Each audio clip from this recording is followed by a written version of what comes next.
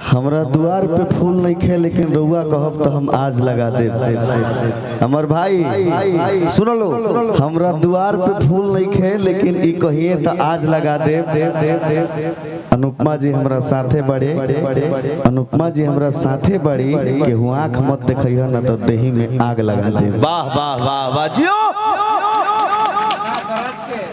एगो और मारो, एगो और मारो, एगो तनी मारो और करेजा वाला। करेजा के तो सूते पर मजबूर कर दे लोग, करेजा के 4 बजा दे लोग सूते पर।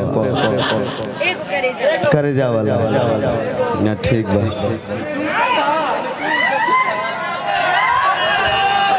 ठीक बा माहौल भारी बा, ठीक बा माहौल भारी बा, लेकिन तू जेकरा कहबो ओकर दुआरी के छेक दे।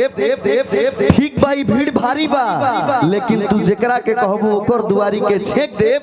अनुपमा हमरा सिवा तारा देही पके हो और देखे नो ओकरा मुंह पर तेजाब फेंक दे।